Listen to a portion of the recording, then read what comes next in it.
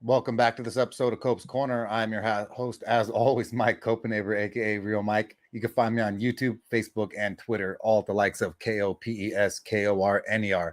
Stoked to be here to talk about some UFC 286, which is Edwards versus Usman 3 going down this weekend, which we'll have some free bets for you degenerates after cashing both of ours last week on Jan versus Davisheli in the Jan Davisheli fight night. So the co-host for tonight will be my man, Mr. B, the former Periscope legend. Stoked to have him here to talk about some UFC and our best bets and leans. First and foremost, I'd like to thank the sponsors of the show. First sponsor I'd like to thank of the show is Melon Brand Hats. That's MELIN. It's a luxury line of hats that my boy Brian McDonald, one of the co-founders, he dreamed up in high school. He always talked about how he'd have a hat line unlike anything you've ever seen. Different patterns, really, really cool materials, things that just really separate yourself from the pack. A lot of them are waterproof. They're called the Hydro editions. So if you want to get down and dirty in the water and not have to worry about all the stuff that comes with that, make sure you go get yourself a Hydro edition cap because they're really, really, really cool. And then last but not least, the person who makes it possible for me to go live here on StreamYard is the best attorney practitioner in Ventura County in Los Angeles. It's Brandon Sua from Sua Law Group. He does criminal law, family law, and personal injury. And I can attest that between the personal injury and the criminal affair that I got in, that he got both of my felonies dropped. I really, really can't thank him enough for pursuing and being aggressive versus the cops, the DAs, and all the crooked people that just try to pin the wrong. My man, Mr. B, how are you, my dude? I'm good, man. I'm good. How are you? I'm jazzed, man. Stoked to be back after a winning weekend for us cashing bets last week. You and I had a lot of good leans, and always happy to end up in the green, and then to have another good event this week. I'm stoked, man. Yep. How about you? Yep. I'm definitely hyped for this one, man. Last week was pretty good. Main event, wow. Main event was we kind of picked right. Fire. But it was just surprising. Yeah, it was fire. We knew that Marab would win, but boy, oh boy, man. We didn't expect a Another domination in that form, man. hey, a pretty good size underdog there, cash from Rob, that you and I both picked last week to cash that there. Yeah, yeah, man. Poor, Of pure course, domination, man. dude. It's so awesome to when you and I call him B, and then we end up cashing him like that. But a lot of people were on Peter Definitely. Yan, but you and I have been riding that Marab train ever since. Yeah, yeah. And that boy, man, we talking about 49 takedown attempts, got 11 of those, and over 400 strikes thrown. He landed Yeah, over 200 on Peter Yan. Golly, he man. just had Yan so confused and just frustrated, and really, he didn't seem like he just had an answer for a lot of what Marab was thrown at him because he just would not stop, bro. I love it. Yeah, yeah, just non-stop action throughout the whole fight. Just the constant pressure, the constant striking. Yeah, Peter Yan really didn't know what the hell he got himself into. Yeah. He looked so confused. And so that was the main event last week. Another one we had Yeah, picked there from Rob Davisheli ended up winning. The co-main event was Alexander Volkanov took on Alexander King Kong Romanov. And I told yeah, y'all motherfuckers that my boy Volkanov was about that life and that Romanov wasn't. Volkanov ended up winning by KO TKO punches from back control round one. About it, B. shit, that was nice. That was really nice. I don't know. Romanov's backing up, man. Volkov, yeah, Volkov really showed up. He really showed good patience and really good improvements wrestling wise and control wise. Romanov just he didn't have no answer, man. He just looked Remember horrible. last week, B, I told you that when he fought Juan Espino, I was really, really concerned. Yeah, you did say that. You said you didn't like how he looked because Juan had this such a close fight. Juan managed to defend and attack pretty well. If it wasn't for that call, then yeah, it would have been a Espino to win. So So, he was but either right. way, Yeah, no, no real skin in the game. But I did have Volkanov picked for that one. I know B had a little bit of love for Romanov, yeah, but either here nor there. The other fight of the night, fight was really good, was Nikita Krylov, another one I had marked versus Ryan Spann. He won by submission triangle choke round 1. Man, I love Krylov, so I was stoked. B was not so happy. I was sad, man. I was sad. Like, Spann was doing good, man. They were actually both doing pretty good in the stand-up. Nick Krylov's movement. Spann hit him a couple good times. Did knock him to the ground. Just that he ran right into a triangle choke from Nikita Krylov, man. Right into it. Literally ran right into it. Like a mouse going for cheese in a trap. Yeah, he could have moved elsewhere and tried to throw strikes. He followed. Like, he could have ran and ended up in side control or something like that. No, he literally ran to jump right in between Nikita's legs. Nikita threw them legs up for the triangle. Spann gets caught. Man, absolutely phenomenal, man. I had so many good reads and leans on this card B and bets that I was just stoked and delighted. Especially after last week with the John Jones when we dominated that card, going back to back events, cashing bets for all the fans. I mean, I absolutely love it. The next, I don't want to go through all of them because it's kind of ridiculous, but Jonathan Martinez edged out versus Said Nurmagomedov. I'm so glad that none of us got caught in that bullshit, B. Yeah, man. Yeah. Shit, we did kind of say if you wanted to sprinkle a little bit on Martinez because of the price. They were ridiculous. Yeah, but damn, man, Jonathan Martinez, he dug deep. Saeed kind of had him in a rough first round, but Jonathan Martinez turned up and outstruck, kind of defended the takedowns a lot better, and made it a nasty fight, man. And he got it for the decision win. There's a split decision win. Yeah. Let's go. What's up, Justin from Vancouver? Appreciate you being in the house as always. Always appreciate every single one of you guys who make the show what it's possible. Please like, subscribe, and show your boys some love. Hey, B, did you see that they made it possible on StreamYard now for you to link your Twitter and stuff? Yeah, I heard that. So that's cool because you have a lot of cool fans in the MMA scene, and it's always better when it's like a dual broadcast across. That's why Haps was fire, bro. Yeah, Haps and Periscope. Rest in peace, Periscope. Rest in peace, Haps as well. But let's get to the bets of last week, though. I don't want to bore the gist of everyone, but Davey Grant was one of our bets versus a Sun Xiao. He won by submission inverted triangle choke. It was fucking dope, man. Last time we saw that B was Toby Mata landing it on George Masvidal back in the day. Strikeforce, maybe. Yeah, man. Yeah, it's been a while. It's been a while since we've seen some nifty submission skills like that, man. Oh, Gary, boxing MMA in the fucking house. That's my motherfucker. But the dude pulled it out, man. The dude pulled it out. What's happening, dude, bro? But yeah, he pulled it out. Catching that damn triangle choke from out of nowhere. Just boom. Locked that joint in. Sun Sao went out, man. Like, oh, I loved it, B. Yeah. I was awesome. So fucking happy. I was so happy fucking cheering, screaming, bro. That was one of the, the closer fights that, we picked there, in the sense. But what I thought actually was the closer fight ended up being finish. The other bet that we won was a much closer affair. And we had motherfucking Victor Henry taking out that motherfucker. Tony Gravely. I don't like that Gravely gravy motherfucker.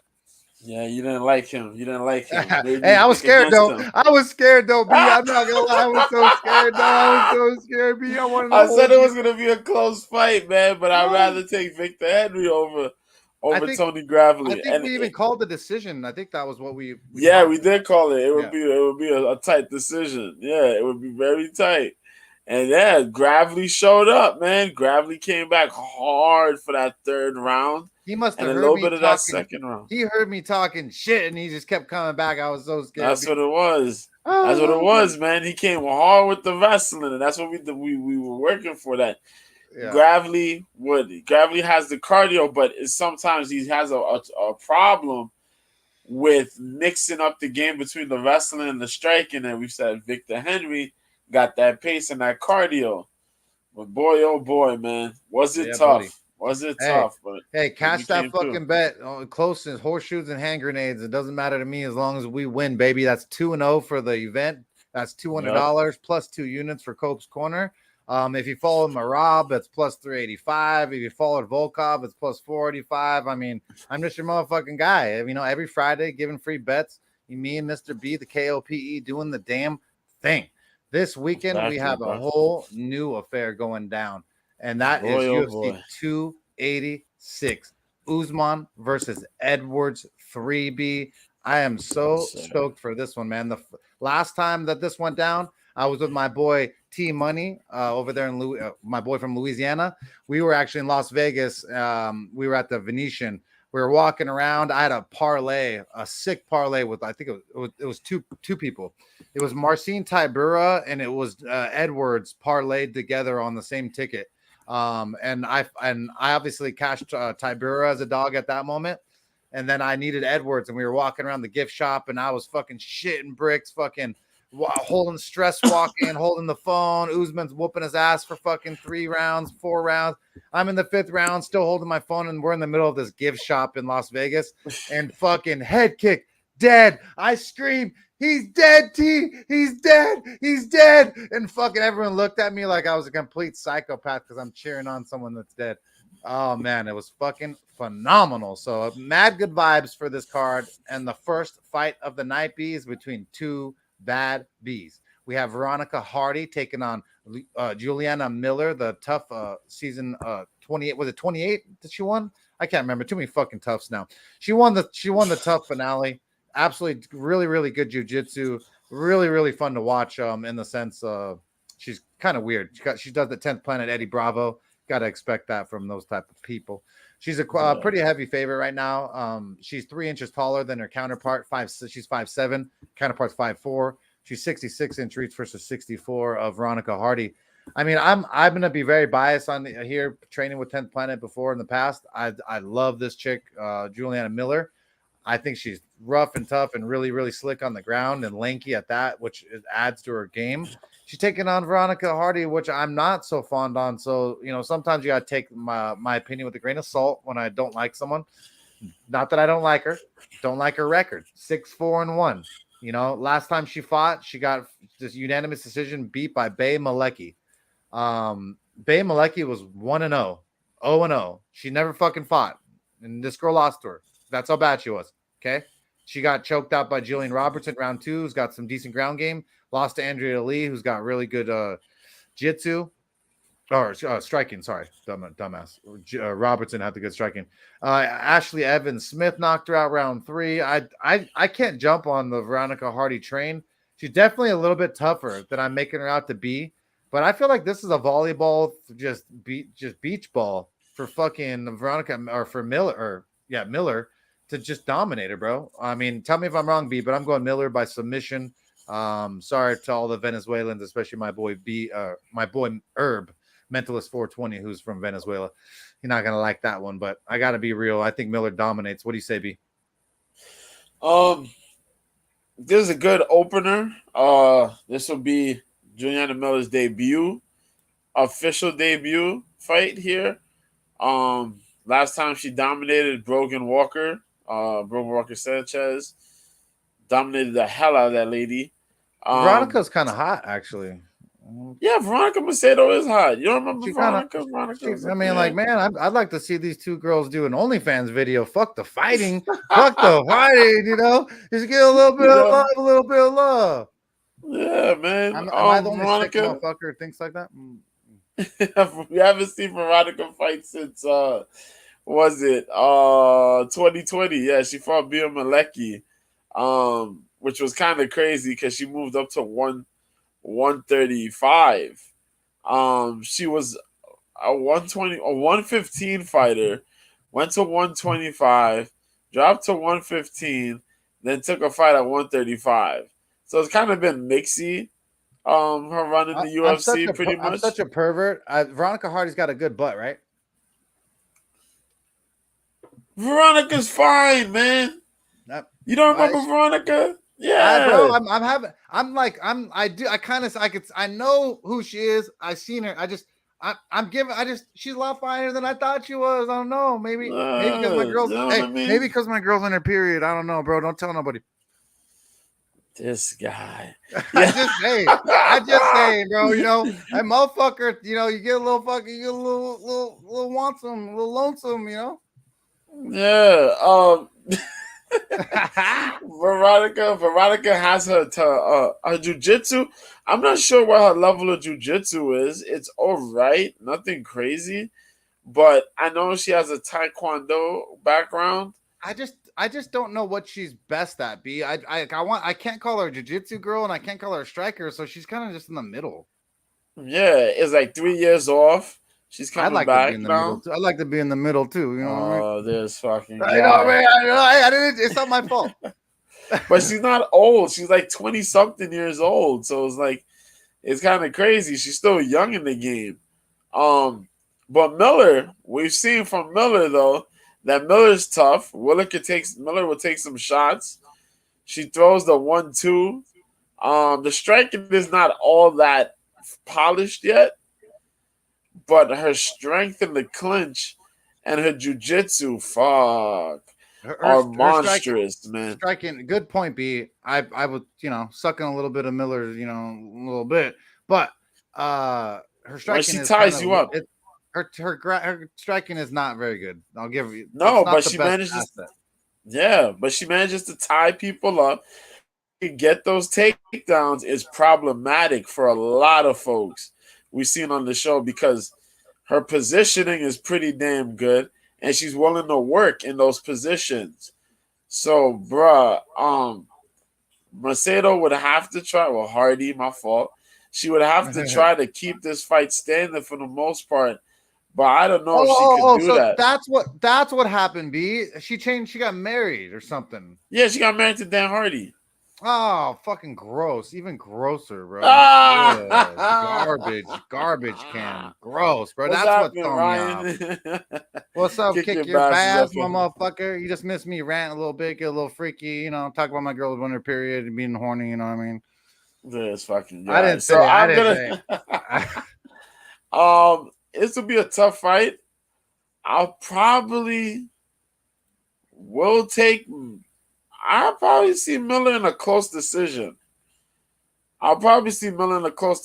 Because Miller's capable of tying up regardless of who you are. She manages to tie up with you and use her strengths. So I'm gonna take Miller in a close decision here. So Yeah. much closer than the odds are indicating. You know what the odds are, B? What are the odds? Juliana Miller is a favorite at -330, -420. -420. I mean, she's gonna win. I'm not even a doubt about it. I just don't like the number, B. Yeah, I don't like that number either. I can't fire on that number. You know what I mean? Yeah. But we'll But take Miller though as a pick. hey, no hate. Fabulous fight to start the night with two ladies, bro. I don't care who you are. Yeah. Fuck you guys if you don't want to watch them. Yeah. Right? And I didn't know Miller got body like that either. Hey, gotta talk about that real like quick. I'm saying, I didn't know that. like I said, just give them a little bit of the idea, girls. Just start the OnlyFans. You guys can do a twin fucking collab. The video will be worth more money than you guys are making. I'm just saying, I'll pay right now, $49.99. Next fight of the night is between Jai Herbert versus Ludwig Klein. Mr. B, will you break that down first? Sure, man. We got these two dudes here, bro. This is a 155-pound fight where we got our boy Jai Herbert, who finally is picking up a win. Against a dangerous mofo fight Hey, look, B. Hey, look, hey, B. The ads on Tapology are already realizing that I'm fucking obviously horny or something. They're showing girls with cleavage, bro. I'm just trying to fucking produce some fights here. What is going on? Just saying. But yo, Sorry. boy Jai Herbert coming out of England, man. 34 years old. That boy 6'1" with the 77-inch reach. Finally picked up a win though.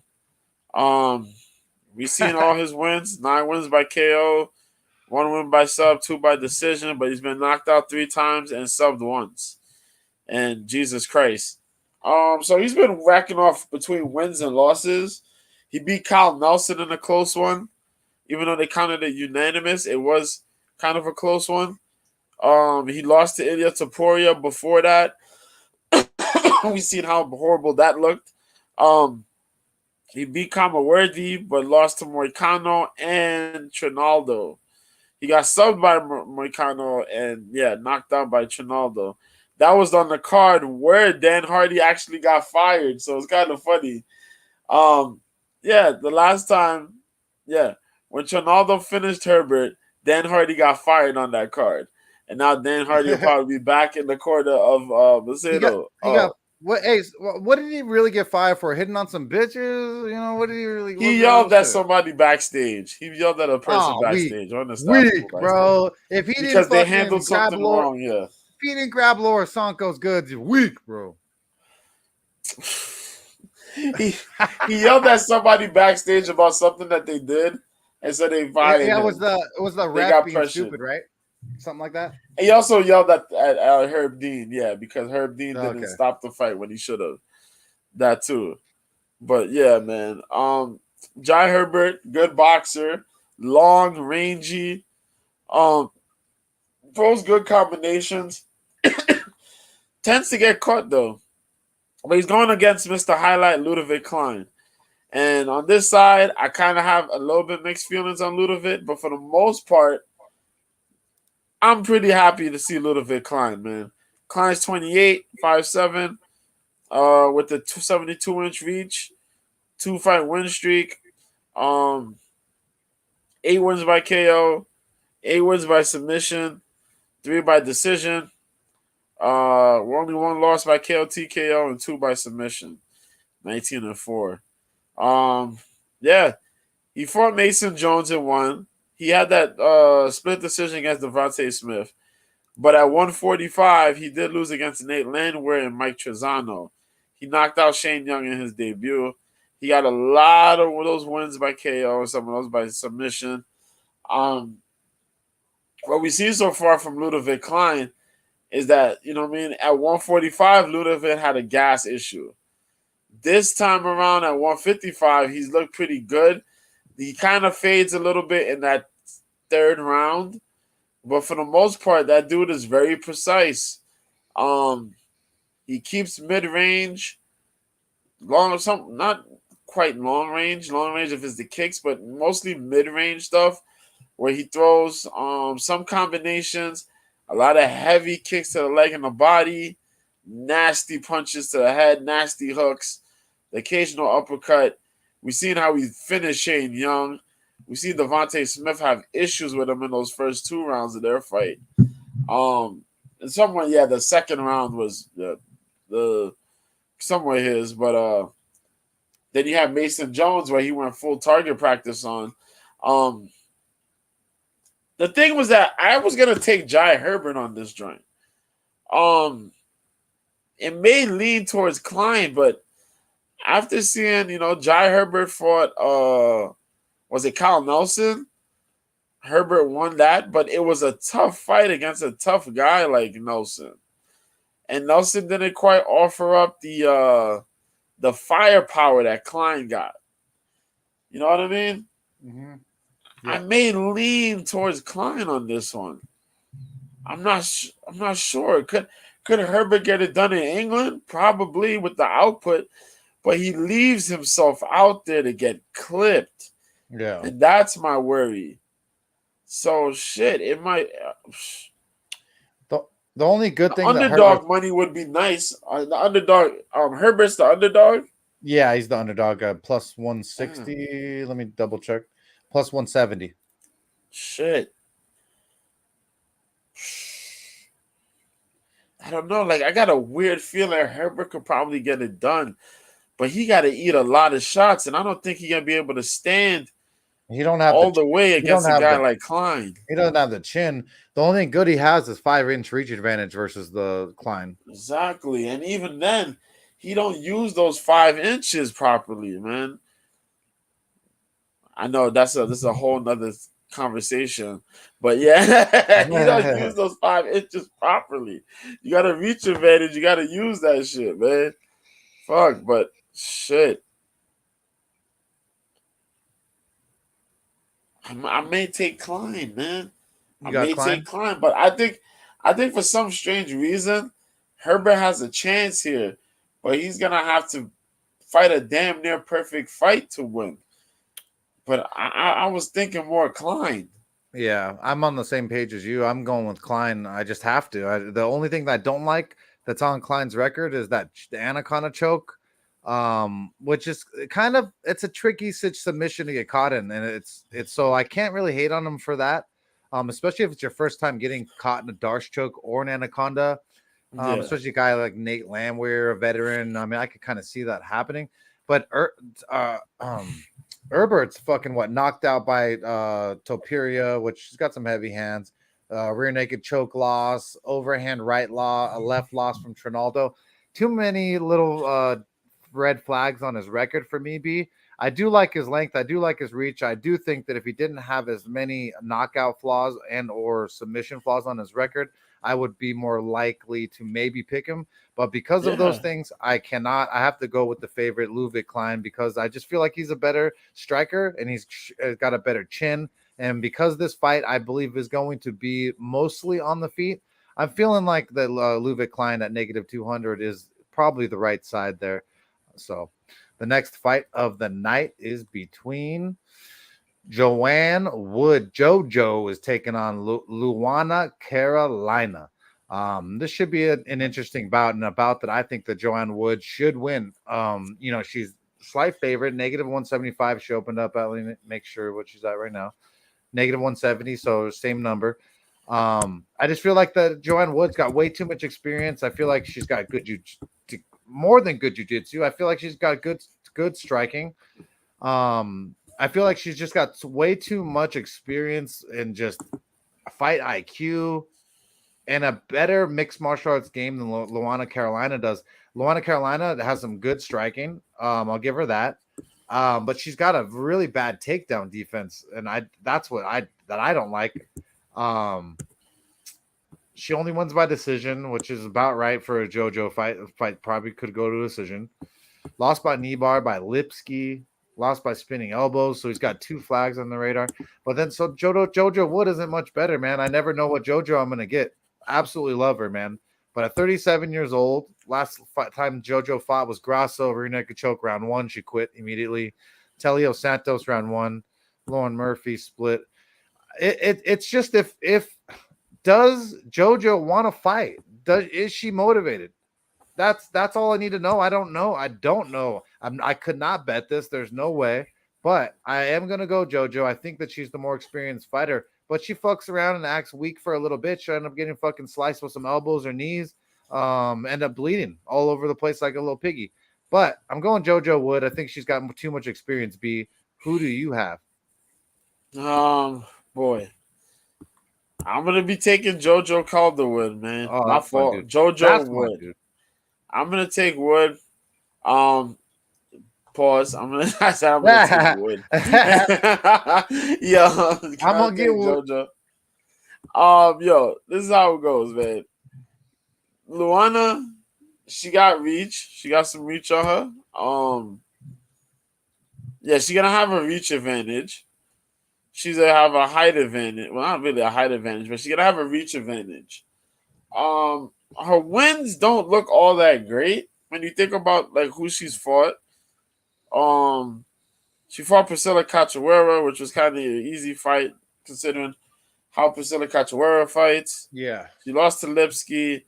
She beat Botello, and she beat Godinez in a close fight. Godinez moved up weight to take that fight. She lost to Molly McCann. JoJo got fought a lot of people, and I don't think she's gonna have this loss. She's gonna take this as a loss. I don't know. This might be her last fight, I think. But she seems to be ready. She seems to be in great shape. JoJo Calderwood, we know, has a crazy amount of volume in fights. Did you see her When body? she's able, I didn't. Huh? I didn't. Somehow I didn't see those. I saw the weigh-ins, but I missed them 2 weigh-in. You did? I, I I'm seen I them. must I'm well, I remember I have two kids. One's Yeah, 5, yeah, you was one's busy, 1. I'm also doing the yeah. chickens and all the growing. So in the middle of gardening, farming, and taking care of the chickens and my kids, I swore I saw everyone, but I didn't Yeah. see the JoJo and her and them line up, and I do like to see that. B, Yeah. you saw them? So yeah, man, I did see it. I did see it. Um Did she look tight? Did she look right? yeah, JoJo actually she looked in great spirits, man. She looked ready. She looked aggressive. But that's the whole thing, man. Is it locked in? I'm gonna take JoJo though, because I see JoJo being able to go out there and outland Luana Carolina. Luana here. Out everything. B, if she Yeah, loses this fight, I'm gonna be fucking mad, bro. I don't know why. I'd be mad too. Luana doesn't necessarily go for takedowns, so that's a good spot for JoJo to go after her with, because Luana doesn't really necessarily jujitsu like that either.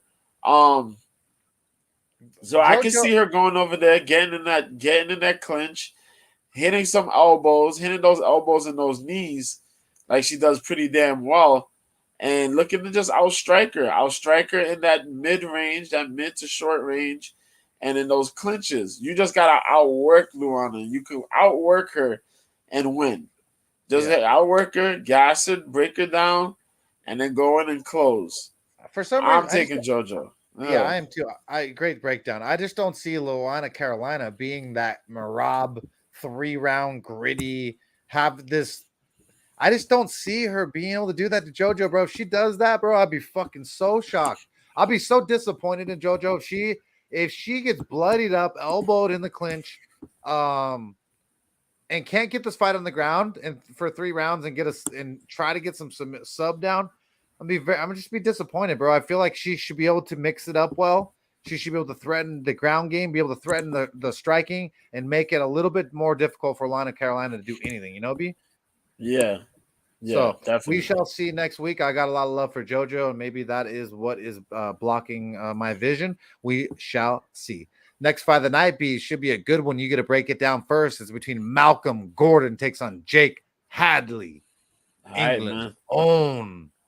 Yeah, so we got ourselves a flyweight fight here. And for people who didn't get to catch these weigh-ins, Malcolm Gordon missed weight, y'all. He missed He's weight by scared. three and He's a half scared. pounds. He's scared. He missed weight by 3.5. 3.5 fucking pounds. And it's ugly because he missed 3.5 pounds against a grappler here. And he's gonna need all that cardio he can get against this guy, Jake Hadley. Now, Mm-hmm. Malcolm Gordon is from Canada, respectfully, and he has a pretty solid background. He has a jiu-jitsu game. We've seen him use it against one of the competitors here, Muhammad Makayev. Um, but yo, man has a 1 inch reach advantage over Hadley here, and yeah, Gordon's been looking kind of iffy in the UFC when you think about it. 32 years old, 70 inch. Yep. More than iffy. Canada. More Yep. than iffy, B. I don't know how he's here. And the fool looks like a fucking ugly Ninja Turtle. I'm sorry. 5 wins by KO, but 4 losses by KO TKO. 6 wins by submission, but 2 losses by submission. Makayev caught him with a third round armbar. He beat Bondar, verbal submission, and Francisco Figueiredo. But we already know about Francisco Figueiredo on this side. Francis. Francisco is not like his brother, not at all. And he got smoked by Sumun Darji, and Amir Albazi submitted him in that fight when you freaking pretty much just railroaded him. Then you got Jake Hadley, and Jake Hadley's a damn submission monster who's 9-1, coming out of England, 26 years old. You know, he had his own weight issues before, but yo, freaking 5 wins by submission and 2 by KO TKO. The man's never been finished. He lost against Nascimento, but his last fight, Carlos Caldelario, who was pretty damn good his own self in the grappling and cardio departments, he beat that guy with a triangle choke in the second round. You know what I mean? He beat Mitch Raposo, who's pretty damn work heavy. A fucking He beat Mitch. that dude. You know what I mean? Losing to Nascimento was not a bad thing, man. Nascimento was a tough kid. Yo, I don't think Malcolm Gordon's gonna be able to deal with those grappling situations that Hadley's gonna bring. Um, no disrespect to Malcolm, but Malcolm leaves himself to get subbed. As good of a submission game he has, he leaves himself to get subbed. And some of his striking flaws are out there to get caught. Now Hadley doesn't have the best of striking, but he has the understanding of mixing his game up. So I'm definitely gonna take Hadley on this one. Yeah, I'll buddy. take Hadley. I think Hadley will be able to come through and either aggressively get this control and win on the control end of the fight, or he gets a submission. Yep. But I'm gonna take him. I'll take him. 100%. I'll take him in the scrambling department. Yeah. This is And that's 100% a fight they're showcasing Jake Hadley, and they're giving him an absolute beach ball, in my opinion, and Malcolm Gordon, a guy that's been finished multiple times. Let's get at this record. I know you already said it, probably been finished by Makov round 3, been straight punches round 1, been triangle choke round 1, just absolutely despicable. Fucking KO TKO round 1, punches round 2, punches round 2. Ew, bro, fucking gross, bro. He's getting his ass beat, dude. I know. I want to pick submission too. Also think he could fucking put down on the ground and beat like per se Jake has his back and then Malcolm flips the belly. I feel like the Jake could also pound him out and TKO KO him. I know because everyone is on the submission, which I don't disagree with. I think that is probably the best way. Plus 190 is for the submission B, plus 255 for the KO TKO. Man, it's like I want to say submission too. That's what I'm saying. But it's like he could TKO KO at that little bitch too. So fuck, I feel like if I fire on the submission, watch this dude TKO KO, I'm gonna be back here crying next week. But that is the better way for him to get it done. It's a plus 190. I like it a lot with the missing weight of Malcolm Gordon. I'm gonna fire. We're gonna throw down $100, 1 unit on Jake Hadley wins by submission. I think he dominates Malcolm Gordon. Please fucking don't knock him unconscious, just like I said. Jake Hadley, I don't want you to do that. It's like I want you to do that, but I just don't want you to do that because I'm not betting on that right now. And I just said please don't do it to me, bro. Just fucking sub him. We'll all be good next week. You know what I mean? But I believe Jake Hadley is the right side, just like me and Mr. B both agree. Poor Malcolm Gordon has been set up to just be absolutely murdered across seas. The next fight of the night is between Dusko Todorovic takes on Christian Leroy Duncan. And I believe Mr. Leroy Duncan is a newcomer to the UFC. Did he fight in the Contender Series or not at all? Yeah, Cage Warriors. He's out of Cage Warriors. This is that dude from Cage Warriors who's really, really a lot of fun to watch. Really athletic. He can knock you out. He can choke you out. Last 3 fights, he won by punches, spinning elbow to punches round 1. Then the fight before that, he won by flying knee to punches round 3. Fight before that, rear naked choke round 1. And don't get it twisted. It might be Cage Warriors, but he's fighting the guys 10-2, 8-0, 10-5. 10-5 isn't that good. Let's see. Kind of crazy that he's getting this chance versus a guy like Dusko Todorovic, who's been in the UFC. Dusko's going to be 1 inch shorter. Reach isn't listed for Leroy Duncan, which bothers me. We've got 74 inches for Dusko Todorovic. Near 80-inch reach. 80-inch reach. They brought this dude in here to teach old Dusko Todorovic a little lesson here, kid. He's going to get his I'm thinking that he's going to get his motherfucking ass kicked. I'm just saying. He's last fights for Dusko Todorovic. He did win versus Jordan Wright, which I don't care, round 2. Chitty Bang Bang, he lost by elbows round 1, got his ass whooped. Maki Patella beat him ground and pound round 1. Lost to Gregory Rodriguez unanimous decision. Lost punches round 1. Punahele Ciarano. I'm not too fond of Dusko. I mean, he throws very loopy punches. He's kind of like the fucking UFC 100 epitome of mixed martial arts, where he throws looping punches He's slow, doesn't have the best footwork. I'm not a big fan of him, man. I'm taking Chris Leroy Duncan to fucking shock the world here. Is this dude? Is he a favorite? I think he's a favorite. Oh, okay. So this From is what that I he's heard, I that think good. he's a I'm favorite. not just sucking his dick for no reason, folks. I'm And pulling a Dushko's Jeff. the I'm underdog. pulling a El Jefe Molina right now and sucking his dick.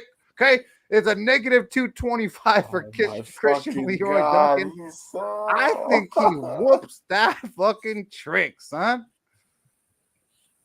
What do you First say, of B? all, we're not gonna be out here talking about the Jeff Molina situation. Oh, We're not I'm gonna do that. hey. If We're I not can, doing that. We're gonna leave him alone. if I can implement a little bit of the LBGTQ plus, then man, I'm bringing it in. We're not gonna do that. We're not gonna do that. We're gonna I let did Jeff Molina be I Jeff did it in Molina. such a graceful, respectful way to the LBGTQ plus T, all LBCD, ABCDQ, RSP, all that fucking alphabet people. He took it there, folks. Yeah. So check it out. Poor Mr. B. Poor Mr. B's like, I came here to break down fights. This fucking racist, this racist white motherfucker. Yo, you're a trip, man. No, but I'm not racist. B, I'm not racist. Nah, he's not. He's not. I hate everyone equally. Yo, but yeah, they got Dushko as an underdog in this fight here, man. And Dushko's head movement is not great. His striking is kind of iffy. When he does manage to take you down, though, he does a good job on controlling people. The thing I hate, though, is that all fights start standing, and they got him against Christian Leroy Duncan here, man. And Duncan is a dynamic striker. Duncan will have about a 6-inch reach advantage, almost 5.5, 6-inch reach. Jesus. And that motherfucker can kick. He can fly with the best of them. He looks very, very good. He's never been finished. He's going out. He's going to be coming out here with the good footwork, good understanding of range, and dynamic striking. He also has some submission wins under his belt as well.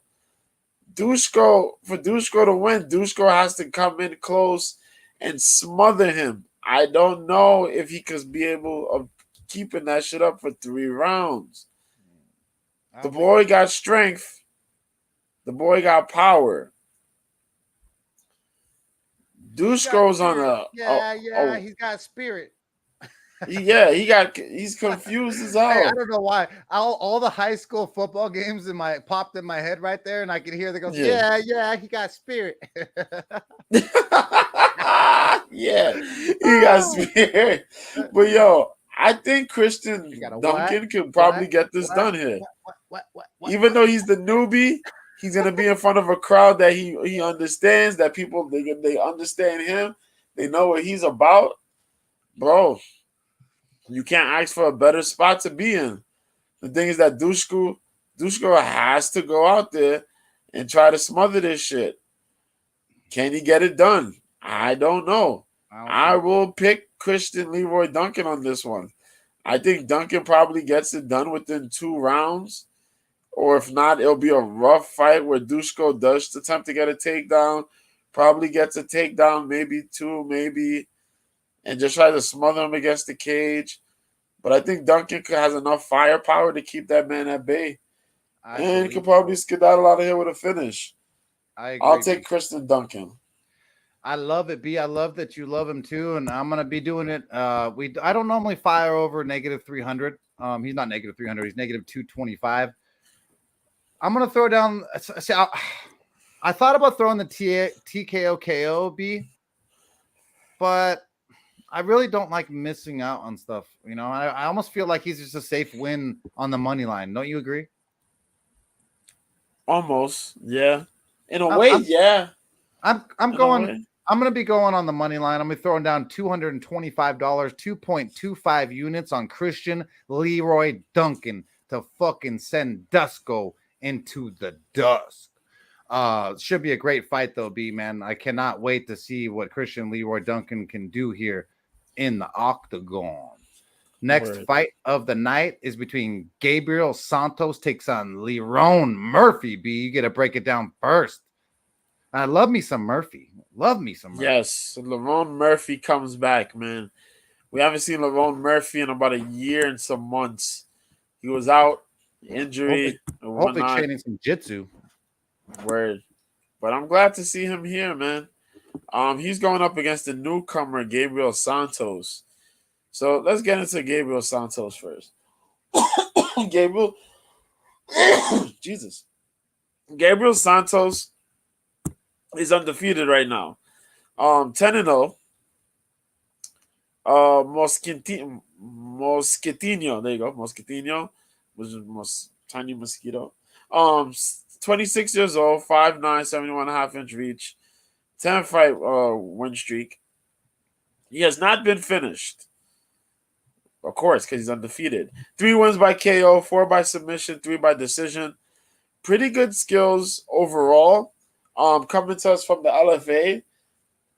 A lot of the Brazil cards that they have.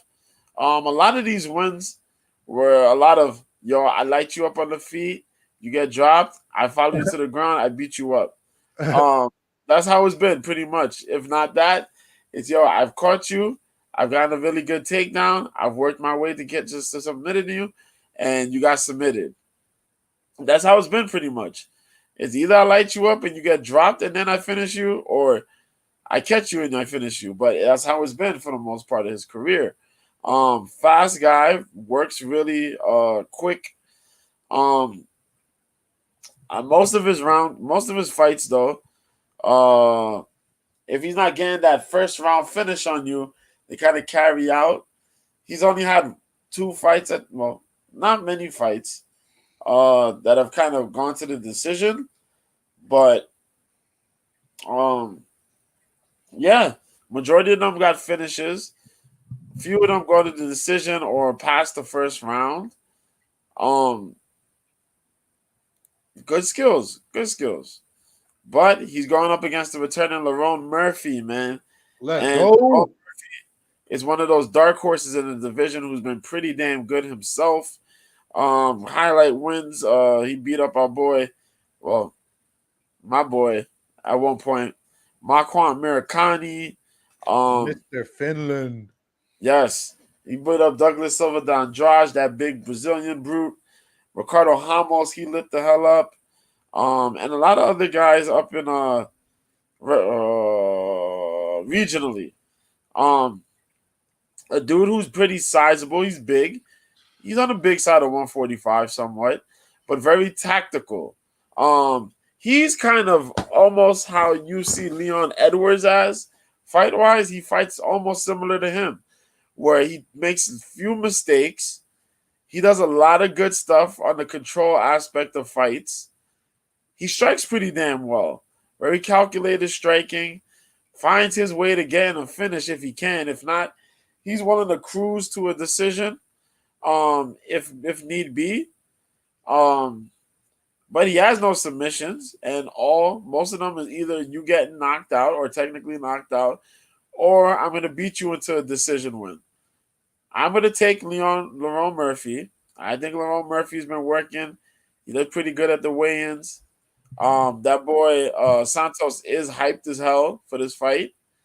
But I think Lerone's going to get a lot of adrenaline for the new kid. He's a showcase for the crowd. I see a possible another decision win or late finish from Lerone. Excuse me. But yeah, Lerone Murphy's my pick, man.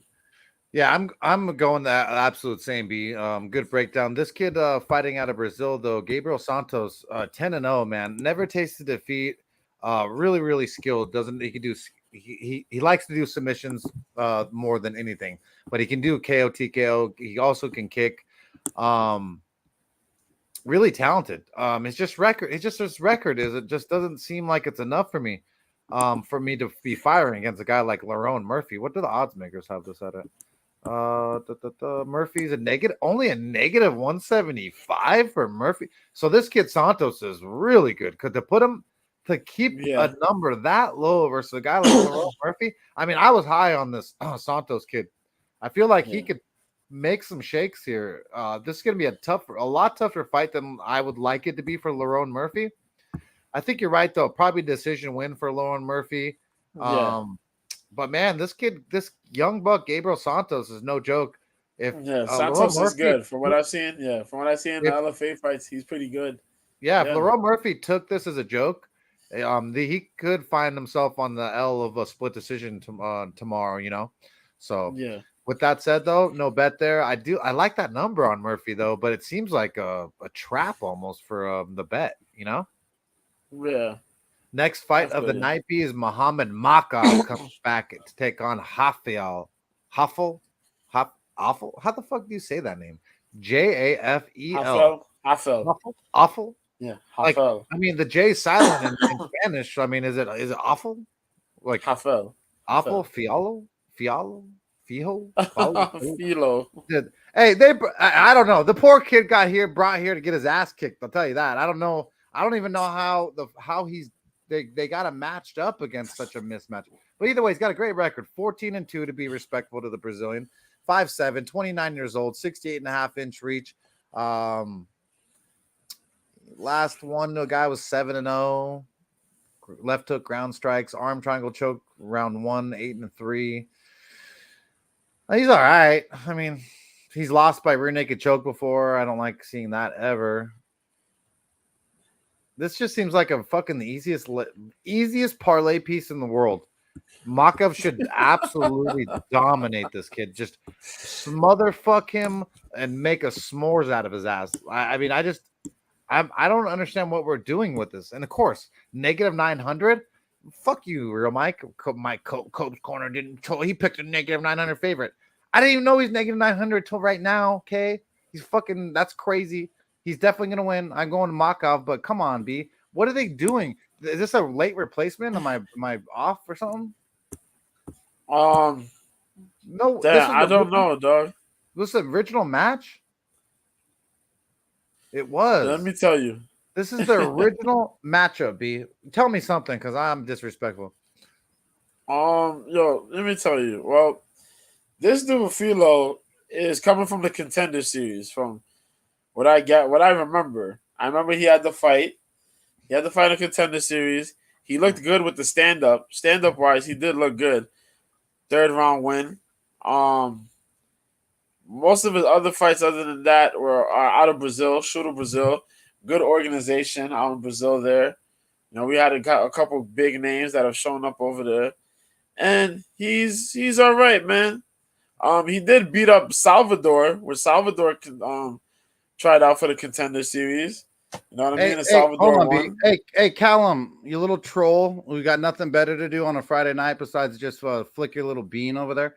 No one gives a fuck about you, bro. You ain't choke. You would never choke nothing out. You're a fucking Girl Scout, bro. Because I fought with real fucking fighters my whole life. I don't need to hear some little Girl Scout on Facebook whose wife hates him and his kids are ugly and have 3 fucking eyes like a fucking fish out of fucking Chernobyl. So back the fuck out of my chat, you little bitch. Oh shit. So yeah, man. Other than that, the guy could work, man. He only had that 1 submission loss. Other than that, we got wins, 5 submissions. 8 submissions, 5 KO TKO victories. Going up against though a guy like Mokaev, I don't know if he got the cardio though. That's the one issue. Although we did see Mokaev a little rusty. You know what I mean? His last fight out, he was a little rusty. He did fight Gordon. Gordon did manage to wrestle and scramble with him and work, Problem is, other than that, you know what I mean? He did get the submission win against our boy Malcolm Gordon. He comes into this fight. I think it'll be a little rougher. But I think Mokaev could get it done here. I believe Mokaev get this here. Yup. I think Mokaev could get this done here. Mokaev's grappling is pretty damn well. I just think for Mokaev, this has to be a bit more patient. A bit more on focus here. Don't let shit fatigue you. Just stay together. Strike a little bit. Mix up the wrestling. Chain wrestle. And get a W, man. Get a W. That's how I feel. I feel Mikhail should get this win here. It will be probably a little tougher. The way that we think is going to go. It'll probably be a little tougher than that. But we'll take Mikhail, man. I think Mikhail gets this win. Yeah, it just seems a little bit too easy. Yeah, kick your bass. Super chat option until I get enough followers on the new show.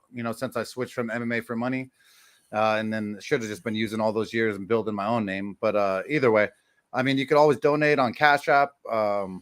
Stuff like that. Just you guys being here is also support too. So I appreciate every one of you. But Mr. B, I just don't get it. How is Makhachev getting just such an easy fight, bro? I mean. I don't know, man. I don't know. They give him a fight where, stylistically, he should do really well.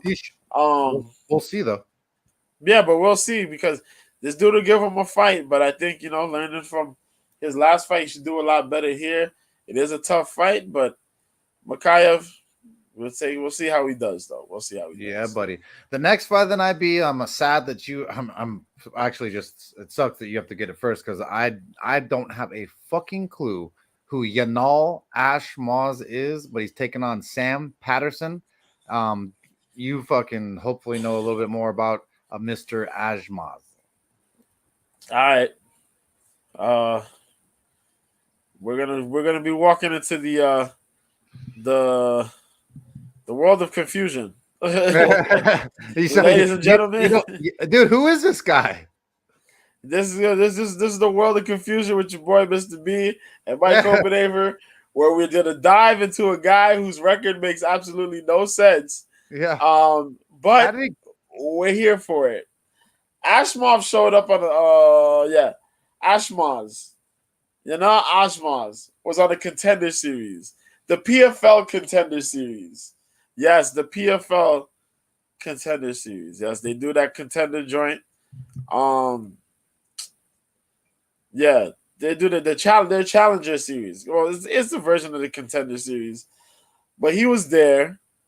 He's from Israel. If you need to know, he's from Israel. He's 5'9". They don't have his reach listed here, but I'm gonna check on the other joint real quick. But yeah, he has 3 wins by KOTKL, 2 by submission, 1 by decision, and he's fought in a whole bunch of random spots. He did the PFL Challenger Series where he won by unanimous decision, but he didn't get picked because their way of picking fighters to compete on the PFL joint tournament is weird. He fought for CFFC 1 time, combat. Fighting. Yeah, CFFC. He fought Ring of Combat, and then 2 other regional joints called KNO. All right. From what I gather, he's okay. There's nothing crazy about him. He is a gritty fighter, but if I could compare him to anybody, which is funny because he's also Israeli, is a little bit of Natan Levy in the aspects of his grappling. That's funny. Which is funny. It is funny because they're both Israeli, and he kind of fights almost that same way, minus the striking of Natan, because Natan could strike really well, but Natan kind of grapples with fucking people for some strange reason. But Sam Patterson is the guy who's everybody highlighted on, who's 10-1, out the UK, 78-inch reach. The big thing is that, yes, he's 6'3" with the 78-inch reach, and he's fighting as a lightweight. That's been the big story about this fight. So this is a showcase fight for this guy here, Sam Patterson, pretty much. Yeah. He's only been knocked out once, but he has 9 wins by finish and 1 by decision. Other than that, he's fought in Brave. Most of his fights are in Brave. The UFC are high on Brave, because they had Brave. And what else I can say? The kid could strike. He strikes really good. He got all right submission skills. he's done pretty well for himself. He hasn't lost since freaking 2017. Yo, what else can I say? He's fought some guys though with the records were kind of iffy in the past, but now he's fought a lot of better guys. He fought a guy who was 14 and one by the name of Kamil Magomedov, which should say something big time. We know Magomedovs are very scary. He fought who else he's fought? Felipe Silva, and a couple other dudes. He has one weird guy by the name of Jordan Miller who's 15 and 21. That's kind of ugly. But for the most part, he's done pretty good, amateur and pro. I'm gonna take Patterson. I think this is just a showcase fight for Patterson. And yeah, man. Patterson should get this one. By finish, it'll probably be more than likely he gets this by a finish. But yeah. Ryan, this is a early card. It's 1 p.m. Eastern, 10 p.m. Pacific time. For the early prelims, isn't it 3 o'clock? 2 p.m. Eastern for you? No, it's 1 p.m. Let's say 1 p.m. for me. That's 10 for you.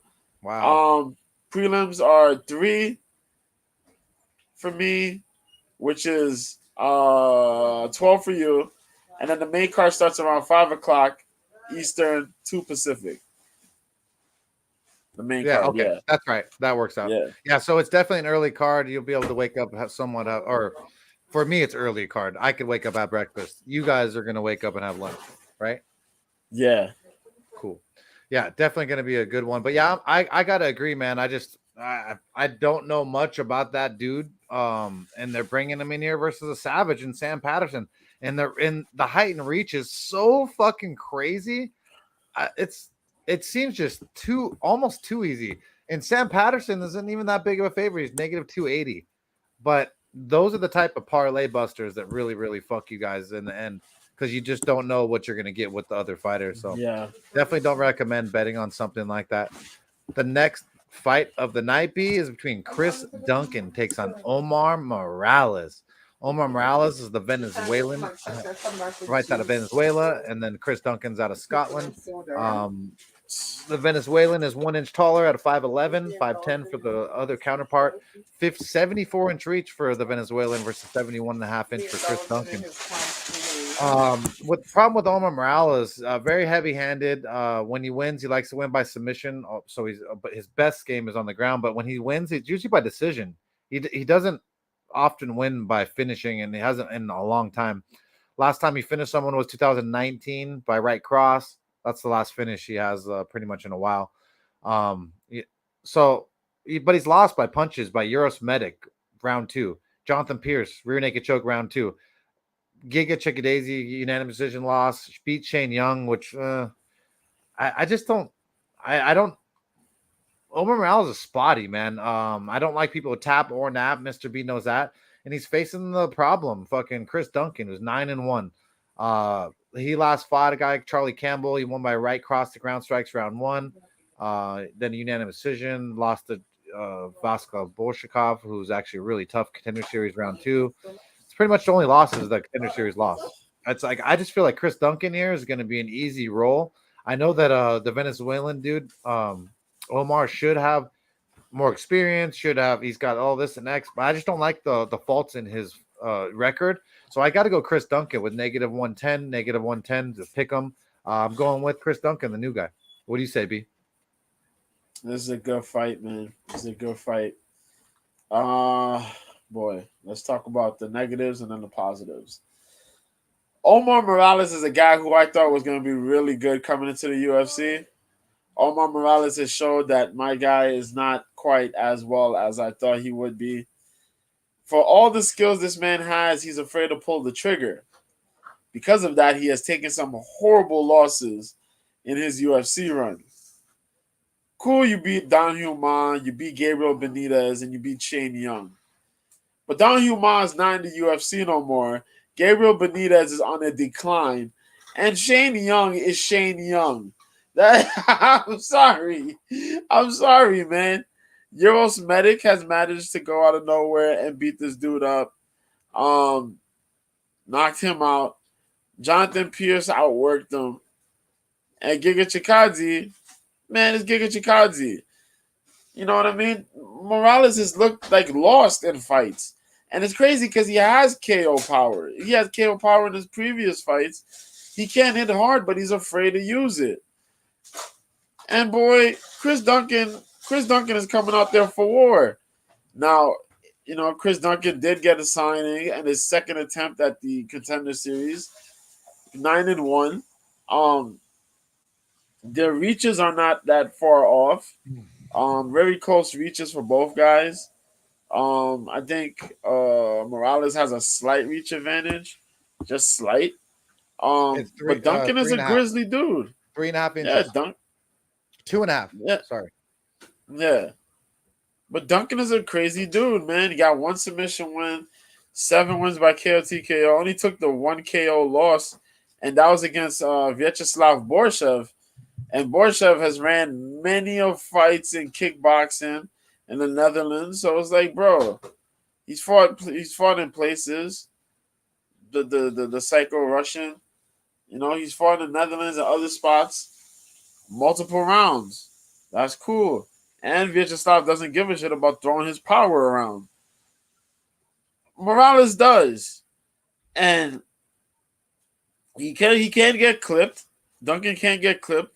But Duncan also shows that he has a fucking chin on him. Where if he does get clipped, he can wear that. He can come back. And God bless, because he has KO power in his hands. Bro, as much as I want to say that Omar Morales got this in the bag, bro, I'm going to say Chris Duncan got this in the bag. Let's go. I'm going to say this may be Chris Duncan's fight to win. Chris Duncan will make this a rough fight, but Chris Duncan has to protect himself. Omar Morales fights very technical, but he has openings you can't take advantage of. Chris Duncan has to tighten up all his defensive holes, especially in the striking department. Can Omar Morales come in and possibly outpoint him?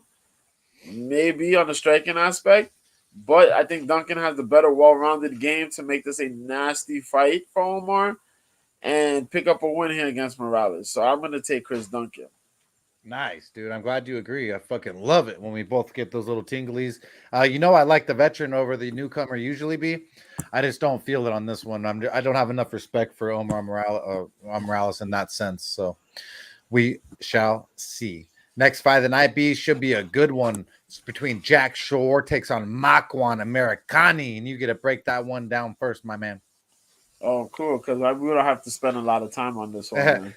This is a 145-pound fight. Makwan Americani is 17-8. Jack Shore is 16-1. Makwan Americani has been weird. Mr. Finland, 34 years old, 5'10", 72-inch reach. Represent SBG, of course.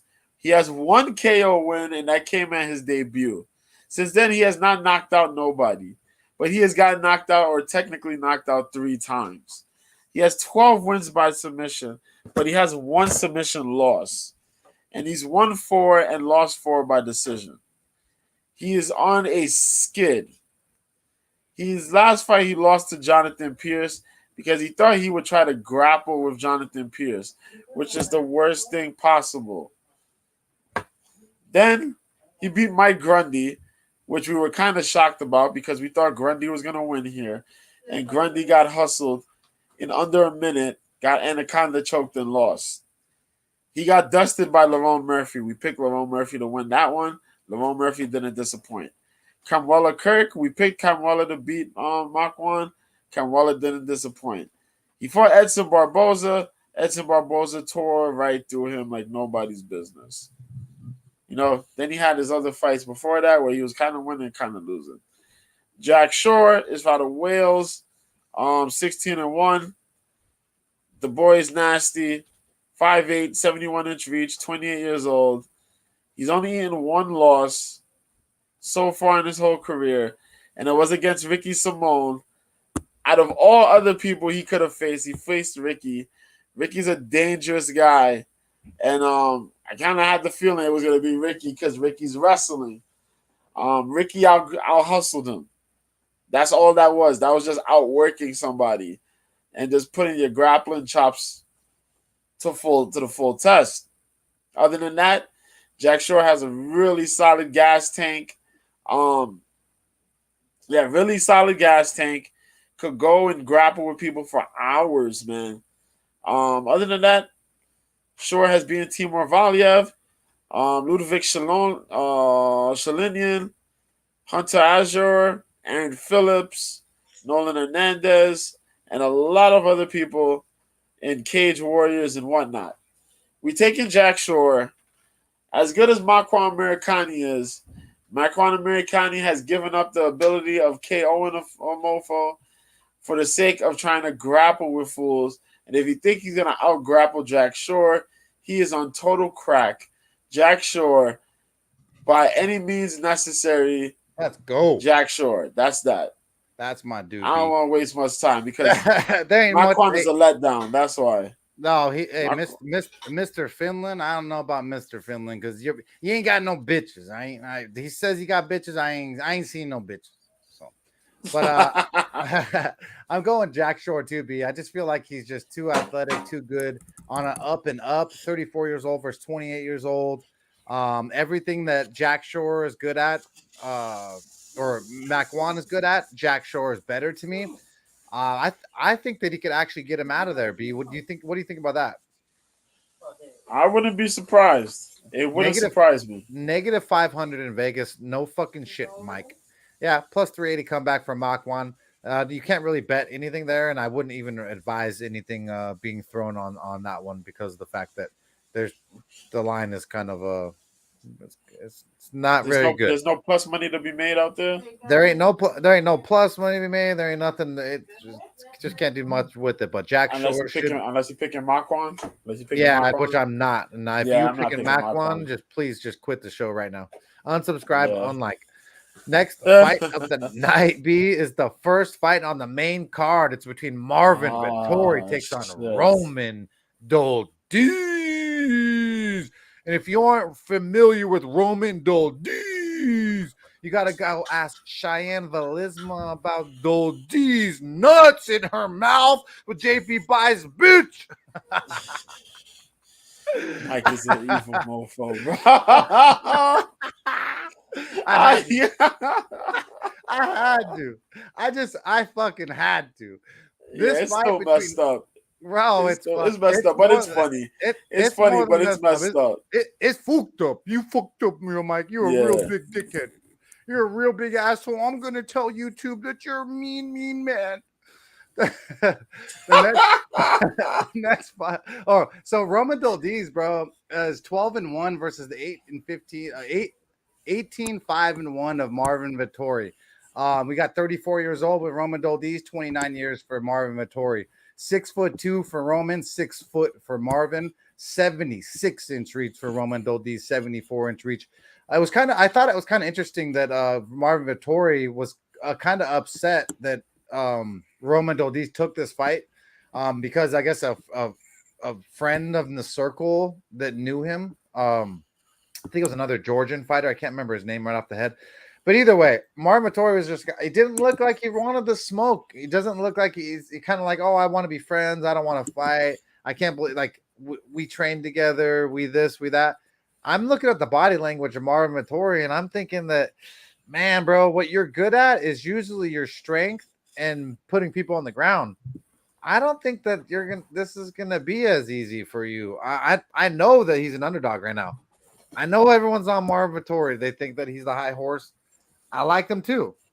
But in this fight here, at underdog money, Roman Doldiz is probably the way to go. Are you feeling that, B, or am I fucking smoking way too much reefer? Yeah, I'm kind of feeling a weird change. That's what I like to hear. So it's not just the weed. Wins. It's not just the marijuana that I grow then. No. All right. No, it's not. Boy, it's that, Marvin has looked really good. He has looked really good, except against the elite of the elite. He's lost to Izzy. He's lost to Whitaker. He's beaten everybody else. Respect to that man, Marvin Vettori. His cardio is pretty on point. He smash mouth in your face. There's not a specific thing that he's really good at, but he keeps himself really well rounded, and his cardio carries him through a good level of volume striking. And yo, what's up, Tony? Yeah, man. The volume striking is his thing. His cardio and his max volume, and the fact that he's willing to put those second efforts into whatever he's doing. But Roman, boy, man, that motherfucker can crack. Boy, oh boy, and he's not. And we seen our dude Vittori deal with a guy like Man, I think I have nightmares of a guy like Roman Doldiz coming into my girl's bed and just taking what he wants from her.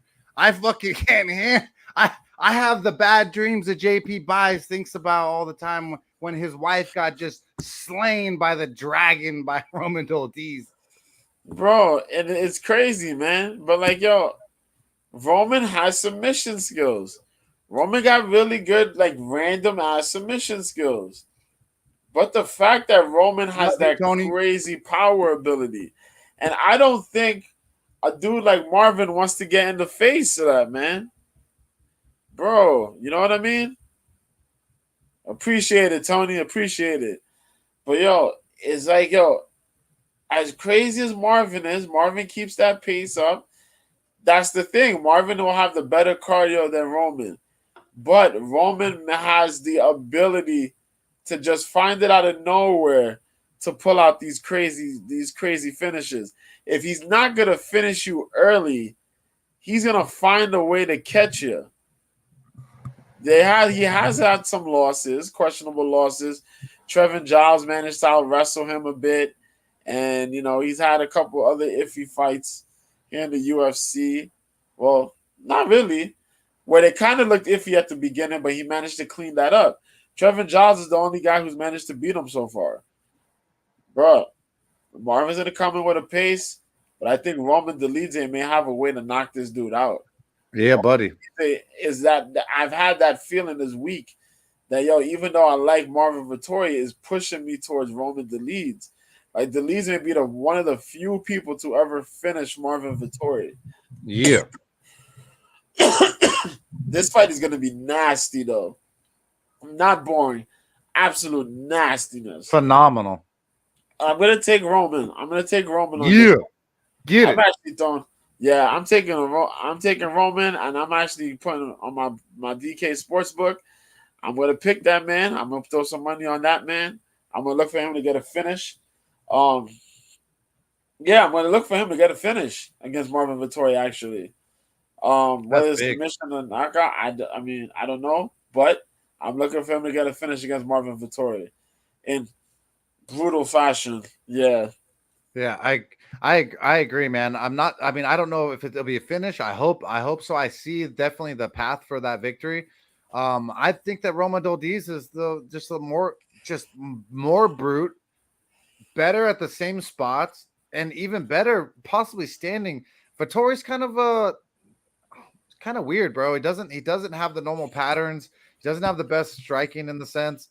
I think he could get himself caught and then end up being caught on the ground, like you said. So right now, the odds makers, I just feel like they're disrespecting Doldiz. I feel like at plus 220 for the underdog, negative 270 for the favorite Marvin Vettori. I got to throw down the money on Roman Doldiz because the plus 220, I see his value. I know the fighter is going to fight and not be a little bitch.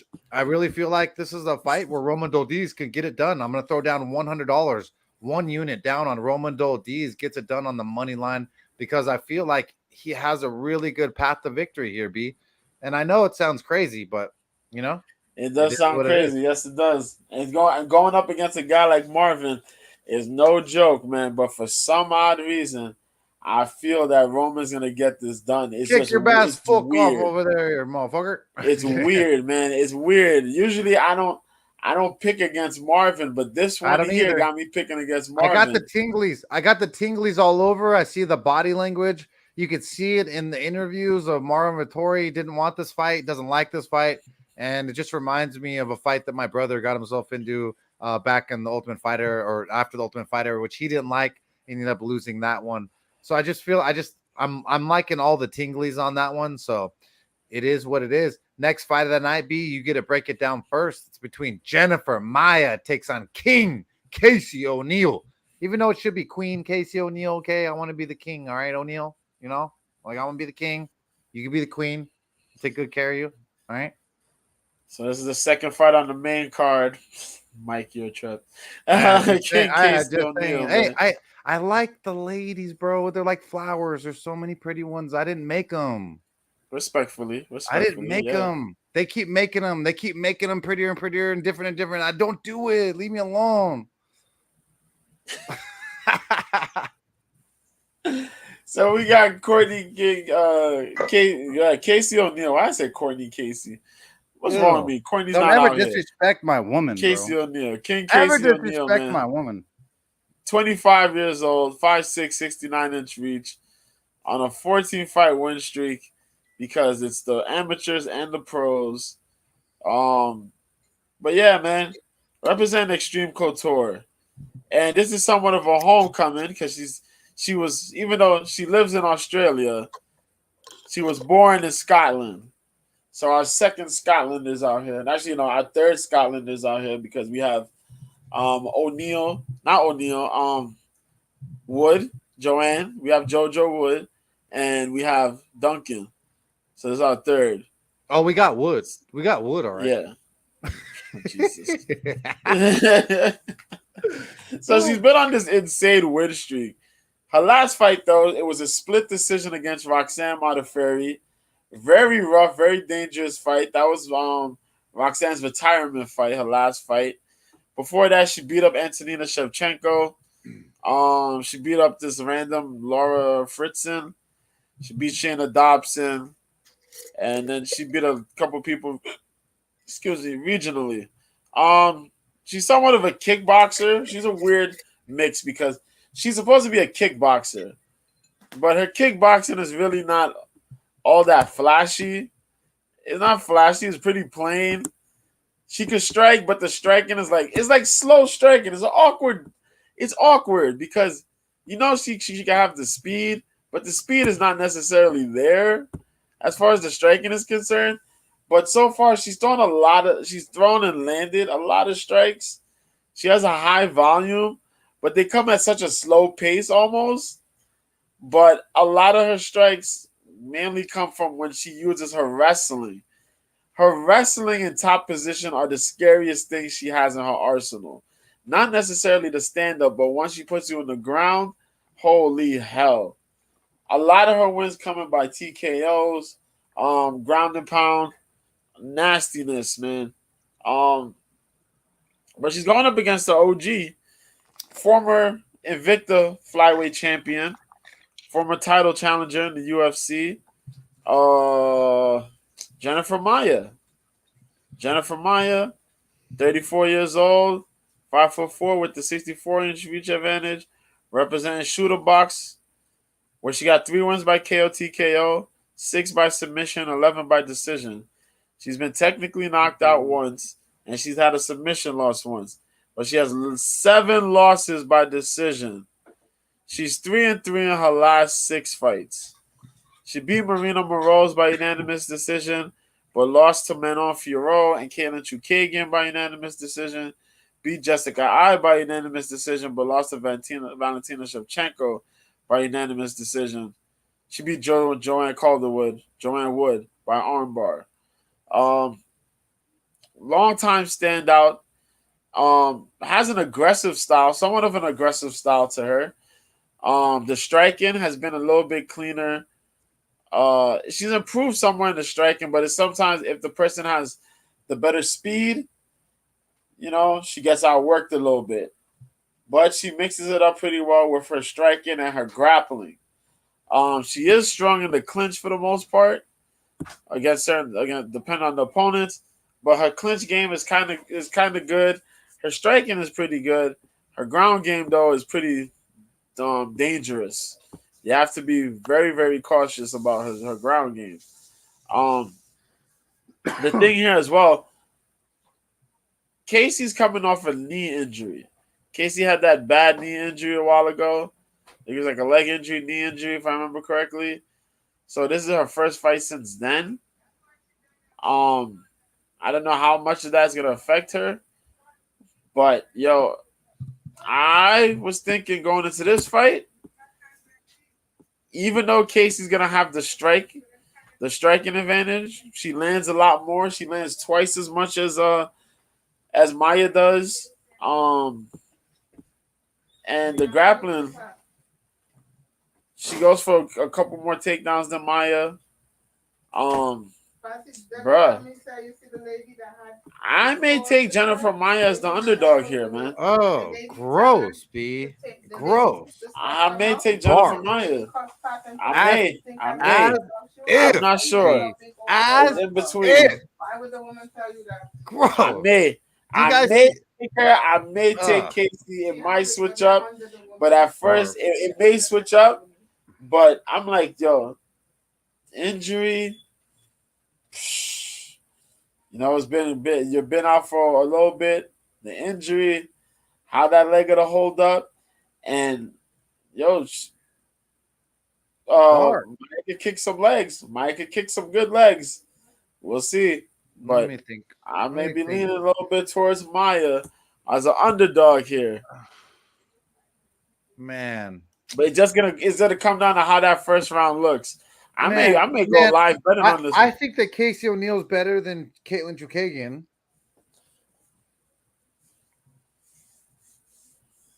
You don't agree? Yeah, I don't know. Oh, you're Caitlin wild. Don't be losing to everybody. That's what you gotta understand. What do you mean to everybody? Caitlin's a mutant. Caitlin's a mutant. Caitlin's a weird mutant. That's a decision mutant right there, Caitlin Chukagian. Hey, bro, trust me, I know. I remember I bet on her and you didn't even back her that one time. No, that Renzo Gracie brown belt of Caitlin Chukagian is solid, but I just like either way, it has nothing to do with this fight. I'm going King Casey 100%. There's no fucking way I'm not going to. I just feel like this is her fight to lose and win. This is everything's in her favor right here, other than the strength of Maya. I just feel like Maya's really strong. That's it. Maya got a pretty good body too, and she was looking at the weigh-in. I'll tell you that. But either way, I'm gonna go with King Casey O'Neill. I believe that she does the damn thing there. Next fight of the night should be a good one. Gunnar Nelson makes his return back up against Brian Bam Bam Barberena. And man, I'm really, really looking forward to this one. A lot in part because I don't feel like one person outshines the other two greatly. I think they're disrespecting Brian Bam Bam a lot though on the odds be. Actually they're disrespecting him just a lot. Right now odds makers have Brian Bam Bam at a plus 290, negative 370 for Gunnar Nelson. What has Gunnar fucking Nelson done for us lately that we give one fuck about? Takashi Sato, that's what we care about. Gilbert Burns lost to in 2019. Takashi Sato was his first fight back, and he hasn't even gotten banged at all yet. Like no one's banged his fucking skull around and fucking rattled his fucking eyes lately. You know, I think I'm like her. Look at my laugh and shake. Gunnar Nelson has amazing grappling. Give him that. I don't like his striking. He has a wannabe fucking Conor McGregor stance with fucking movement. Nothing of the same. Man, dude. Bam Bam has good takedown defense, really good jiu-jitsu himself. I think better boxing, especially in the clinch and dirty boxing. I feel like that Bam Bam could fucking rattle Gunnar Nelson's fucking mind, bro. These odds are unreal, disrespectful. I mean, I know that fucking Gunnar Nelson was good for years, but he wasn't like I don't like him that much, bro. I don't like if he would have been that good, he would have fucking subbed Takashi Sato, and he couldn't. I'm just not feeling it. Maybe I'm just a hater on Gunnar Nelson, but I'm going Brian Bam Bam, the underdog. It's dog or pass. I see no value in Gunnar Nelson. Tell me I'm just an asshole. Okay. You're just an asshole. That's what I like to hear. Yo, oh man. This one's a little rough. It's a little random. Also, to be on the main card, this was kind of fucking weird, but Oh, yo, it's here on the main card. Both these dudes are unranked, and it's in the middle of the main card. it's This the is so name. fucking weird. Well, But this is just a showcase. They gotta be making a name for Brian because Nelson's been here. He's not this whatever. This is for Gunner, man. This is for Gunner. This is the Oh, fight for gross. Gunner Nelson, man. I hope he loses. Bro, back. I'm sorry. This is crazy. I'll jack off. Brian Barber, you know, for all the fights Gunner Nelson's had, Gunner Nelson's outstriking output is not high. It is low. I think Brian Barberina is the more guy, the guy with the better volume here. What this fight and what the odds lean towards is that man's takedown defense and how he looks on the ground. That's true. I'll give you that. Barberina situation. No, I don't. That's what it is. Brian Barberina. I'm not betting. Hey, notice. I'm not. Yeah, I know. I'm not as betting. Good as he's looked, as good as Brian Barberina has looked in some of these wars, and you know he beat the great what's our guy, man? Oh shit! How do I forget this dude's name, man? The fuck, Robbie Lawler. There you go. He beat Robbie Lawler. He got that split decision, questionable split decision against Matt Brown. He beat Darian Weeks. He beat Anthony Ivy. He beat Jake Ellenberger. He's lost against guys like Colby Covington, Leon Edwards, Vicente Luque, Randy Brown, Jason Witt, and RDA handled him. RDA. He did. I don't like hearing it. That's the thing. RDA handled him. But RDA is a black belt. RDA is a black belt too. And he's very high IQ and former lightweight champion and a way better striker than Gunnar Nelson will ever be. Yes, with kicks and punches. Yes. So but the thing is that Gunnar Nelson has to get it down. Well, Gunnar Nelson has a way to get takedowns though, and that's the very awkward shit about this fight, because Gunnar's style is lull you on the stand up so he can get the submissions down. They can get the submissions on the ground, almost similar to how Damian Maia started fighting once he learned how to strike. That's the thing. And if Gunner's gonna get one takedown, then you know he's gonna get two takedowns. Gunner's jiu-jitsu is not Damian Maia's. Gunner's jiu-jitsu it's not Damian Maia's jiu-jitsu, because Damian Maia will suck up and go and do what he has to do to get, you know what I mean, a submission. I had to suck Damian Maia's jiu-jitsu's dick because my son is named after him, so you know what I mean. But Gunnar Nelson has crazy control himself. But Gunnar Nelson is a guy who would be willing to strike a lot more than trying to advance for positions than Damian Maia would. That's why he'll get knocked out. He get popped in his chin. Yeah, that's for the finishes. I hope he gets popped in his chin. My pick. No. It's going to be Gunnar Nelson. You picked Romanov last week. Yeah, I did pick Romanov last week. Yeah. I didn't know Romanov was gonna look that horrible, but Gunnar Nelson. I told you should have trusted your boy. You should trust your boy. Gunnar Nelson. I'm gonna take Gunny. I think Gunnar Nelson's gonna show up, and it's gonna be a little thing of trying to adjust on the fight.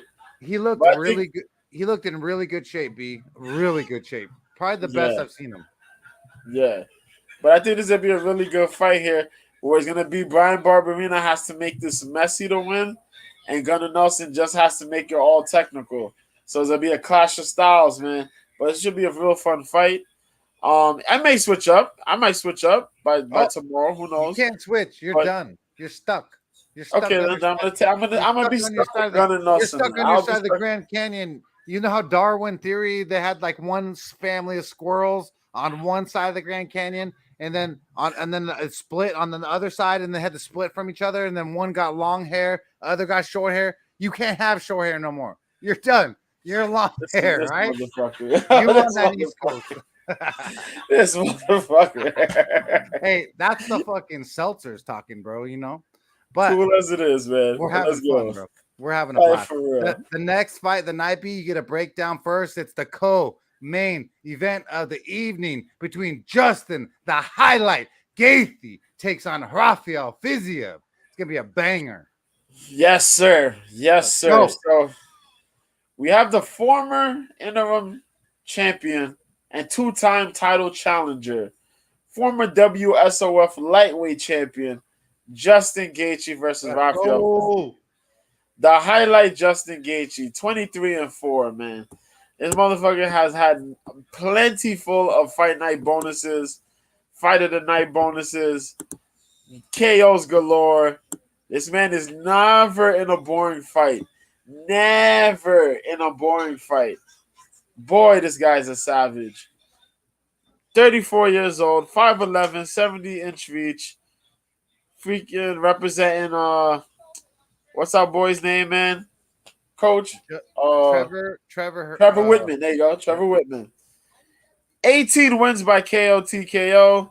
2 wins by submission. 3 by decision. He's only been knocked out, or technically knocked out twice, and submitted twice. The crazy thing is that his losses only came in the UFC. Fucking insane. He was undefeated till then, bro. The only time that he had a scare was Brian Foster, and he kicked Brian Foster's knee into oblivion. And the reason why I know that is because I bet Brian fucking Foster trying to bet against fucking Justin Gaethje, thinking that he could fucking lose, which he could, and he did eventually in the UFC. But I tried to catch him a little fucking early, and Brian Foster caught a fucking ACL and MCL repair. Yeah, he fucked shit up. My life. That's when I gained respect for him and ended up being able to bet Justin Gaethje so many times. And then, to let y'all people know, Brian Foster was doing glory kickboxing at one point. So that shows you how insane those kicks are, bro. Yeah. For real, man. So, yo, look. The list. He's lost to Charles Oliveira last fight out. Beat Michael Chandler before that. A crazy fight. Lost to Khabib. But had a 4-fight win streak where he gained the interim title by beating Tony Ferguson, beating Donald Cerrone, beating Edson Barboza, annihilated James Vick. Lost to Dustin Poirier and Eddie Alvarez, but, beat Michael Johnson in his debut and cleaned all those folks in the WSOF. Man, the dude has a crazy chin, a crazy level of endurance to take punishment and dish it right back. His KO power exists whether it's the first round or the last round. He's a monster. He's a fucking zombie. He's really out of the norm. Won't ever kick me. If he kicked me in my fucking leg, I would be down for a month. I don't want none of it. His leg kicks are some of the most devastating kicks you would see coming from any fighter, especially from an American. That is nuts. But he's going up against the underground beast, the man who's on the rise, Atman Rafael Fiziev. He's a bad man. 30 years old, representing Kyrgyzstan on a 6-fight win streak, representing Tiger Muay Thai. What is there bad to say about this man? I don't know. 8 wins by KO TKO, 1 by submission, 3 by decision. Only got technically knocked out once. Right in this 6-fight win streak where he beat RDA,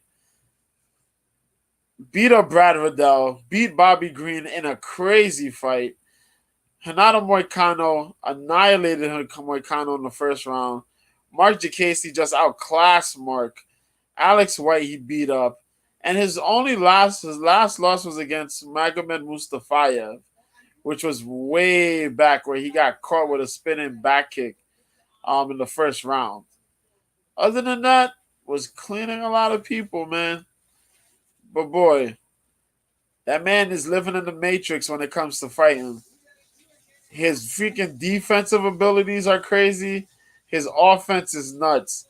His leg kicks are the battle of leg kicks is gonna be for real in this one. Oh, But his dynamic striking is Gaethje's fire. Gaethje's leg kicks are gonna fucking be the winner of that. There ain't no if they're going leg kick for leg kicks, you don't want to do that with Gaethje. I don't think. I don't care who you are. I don't think so either. But yo, strong kicks, diverse kicking striking abilities. That man gets good reads on his opponents. Does really good defensively for himself in the defensively as far as like shots and defense, takedown defense. You know what I mean? Where we got Justin who outlands, he has the better landing percentage. Um, you know, while is average about somewhere near five strikes a minute for Rafael Fiziev. For Justin Gaethje is about seven, near 7.5. Absorbed though, that's the thing. Justin takes more shots than Fiziev. The defense is slightly on Gaethje's hands. Takedown defense is going to be really impressive because Fiziev's takedown defense is at like 90% around. Yeah, it's But amazing. Justin's is at around 75. But then you got to base it on how many fights you've had in the UFC. So that kind of says a lot. This is a really good fight. Where, from what I heard, according to the UFC countdown and how people, what they've been talking about as far as coaches go and coaches strategies, it looks like they're gonna try to play the game and play a very more tactical fight on for Trevor Whitman and Justin Gaethje. They're gonna look to try to outpoint Rafael Fiziev. I'm not sure if that's a good strategy. It can be if you could end up lulling Fiziev into a battle where you're gonna get caught and you're gonna make 3 rounds, right, B? 3 rounds. I wish it was 5. I wish so too. Where we seen Bobby Green make it nasty that way in the last round of their fight, where he managed to make it a nasty fight, where he was matching up Fiziev in the strikes, and then just came out of nowhere and just threw a little monkey wrench and forced Fiziev to push the a little bit more. 3-round fight, I give a little bit of an edge to Justin. Fiziev is so good. Fiziev's really good, man. But if there's anybody who could go out there and just be like, hey, fuck you, I think I can catch you and I can fuck you up, it'd be Justin Gaethje. Boy, there's a possibility Justin gets this done, man. Yeah, that's the whole thing. My brain says Rafael, and my heart says Justin. That's how I'm gonna go about it, like right now. Damn. That's how it goes. Yeah, well, this one, I have rules. I haven't been as successful betting as I have, for no reason. And my tinglies and everything are telling me the veteran versus the newer guy is Justin Gaethje's the vet. Justin's got this. He's got gas in the tank. He's got the kicks. He's got the toughness. They're kind of disrespecting my boy. He's got the size advantage too, B. That's what people aren't really like putting in their mind is that he's bigger than Fiziev. He's going to be bigger the next day tomorrow. And if his leg kicks sink into his legs, he's not going to move as well. If he doesn't move as well, he won't wrestle as well. If it was 5 rounds, it's like it's a clear as day, Justin Gaethje. I'm 3 rounds. I'm still picking Justin the highlight Gaethje. I think he fucking does this, bro. I think that he can sink enough shins into the fucking legs, damper the movement of Fiziev, and then implement some wrestling and end up winning a wicked decision. Crazy. I don't think there'll be a finish in it if he wins it. But I gotta go, and I gotta think that Justin Highlight Gaethje could get this done because I've been feeling it since the weigh-in. I feel it with the leg kicks. I feel it with the fact that he has got better wrestling. He's never implemented his D1 wrestling, and if he does it, he is fucked. I'm going Justin, the highlight Gaethje, American wrestler, all fucking day. Call me Krew, but we going that way. Next fight is the main event of the evening. The reason why everything was made in London. Leon Rocky Edwards takes on Kamaru Usman for the 170-pound welterweight championship of the world. Last time, Edwards was getting fucked up. I'm not gonna lie, 3-4 rounds, maybe 5. I don't even know. But in the 5th round, he ended up catching with a high kick, Kamaru Usman, and it was phenomenal in that sense. But this is a whole different fight and a whole different feel.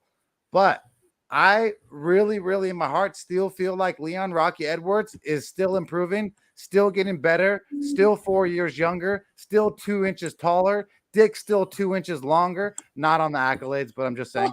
I just feel like that Leon Rocky Edwards is just getting better and better and better. And Usman's knees are getting blown. They're washed. They're so fucked up from all the years of wrestling, because all the years of just, even when we were wrestling, doing jiu-jitsu, doing what we did, it's the fact that you can't move the same, you can't shoot the same, you can't last as long the same. And so if you hear Joe Rogan even talk about it, Usman's knees are just not the same. I know he showed up he showed up on weight, showed up professional like he always does. He showed up with a professional body, but I think that Leon Rocky Edwards retains his title, plus 200, negative 250 for Usman. I mean, I think it was plus 170 last time. You guys are disrespecting the champ in his own home. I don't fucking believe it. It can't happen. I'm going Leon Rocky Edwards to fucking whoop that trick and make a fucking Rocky Apple out of fucking Usman. What do you say, B? Damn, that's crazy. That's crazy, man. It is. We went to the story before. The first time they met back in 2015, late 2015. Not yet. Late 2015 was the first time they met. Usman won that by unanimous decision. They fought last year in August. It looked like Usman was going to cruise to a win by decision, and he got knocked out. Hey, she liked what it looked like when it grew, though. Yo, Leon. I think Leon comes in here with a lot of confidence. I think Leon comes in here with a lot better understanding, because he damn near quit on himself in his last fight. The last fight, he damn near quit on himself. They rallied him in the 5th round. He got out there. Usman was doing his thing, and within the last 2 minutes, Leon Edwards managed to figure himself out again, line up, set up that kick, use the switch stances, good footwork, set up that kick, try to disguise that kick, and once he had the opportunity to switch up from orthodox to southpaw, he managed to find a way to step through, throw the left hand, feint that left. Usman bit it, threw that head kick, knocked him out. It was so sick. Beautiful. Everybody said it was a lucky shot. Nah, that motherfucker practiced it. His corner was calling it. His corner was calling it too. Yeah, you watch a lot of the fights before the fight. They practice the technique. Through a lot of Leon Edwards fights, you see that technique used in the gym. Bruh, Leon Edwards did good in the first round. I don't care what Leon Edwards did really good in the first two. In the first 2 rounds, Leon did a lot better than what I expected him to. I'm not gonna lie. Not 3 and 4 though. Not 3 and 4. The first round, yes. Half of the second round, yes. 3rd and 4th though, Usman came through and bullied him. You gotta take away that damn jab of Kamaru Usman's. Y'all know, you hear me on here with Mike, and I talk about jabs, the importance of a jab. If you're watching fights on the weekend, so important. I always thought how much a fight could change if you just perfect a jab. 100%. Kamaru Usman forced Leon Edwards in the cage and literally bullied him behind a fucking jab. How crazy is that? You bullied a striker with a jab. I didn't like it at all. It was crazy to see that. He bullied Leon Edwards with the jab. Was able to use that wrestling a little bit. When they took off, he managed to throw nasty punches, nasty flurries with the punches to the head, and a lot of good body work he did too. Some people don't remember that. He landed some good body punches. Good, yeah, good. Bullied Leon. His corner said, he bullying you out there. He's bullying you. Yeah, that's him in the corner said it. Yeah. But first 2 rounds, Leon did do good with the clinching. He did good on the takedown entry. He managed to get Kamaru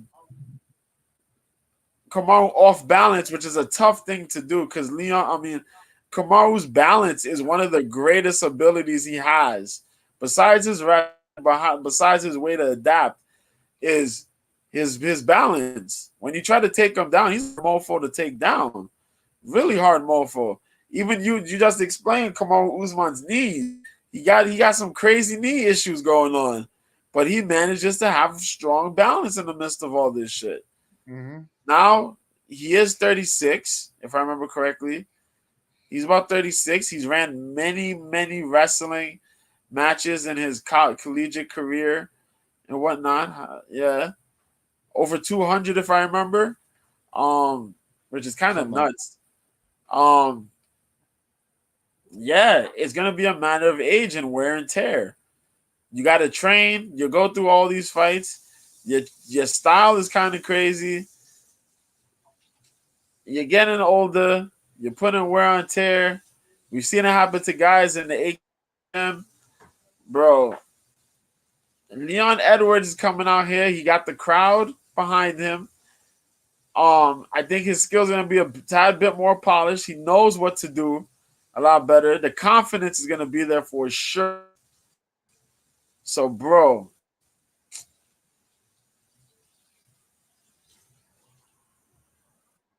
Of course, it glitched right there. It's going to be all in. I was going in here thinking Usman was going to get this done. Uh-oh. It's going to be hard. But if Leon Edwards got the confidence now and he's in front of people, I think he goes out there and gets this done. Yeah. I think Leon could go out there and get this done. Let's go. But it just comes to the fact that it's going to be his confidence. Your mind got to lock in with your skills, and that's it. 100%. But Usman's been the upsetter of people. You know what I mean? He fucked up Masvidal in Miami in front of Masvidal's whole crowd. You know what I mean? Yeah, he's been such a dominant guy. He's never knocked out Edwards to have anything over him mentally, though. He doesn't have the whole thing. That's the whole thing.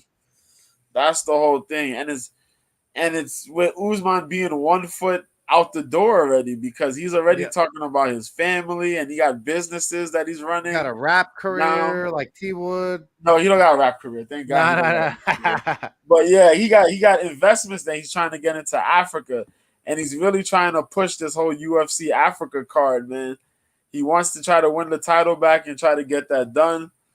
There's a lot on his plate, man, and it seems he wants to be in his family's lives more than fighting. And even though he wants to fight, respect, bro, when you're at that age and you've been doing what he did and you've been at the top already, do you really want to continue doing this shit?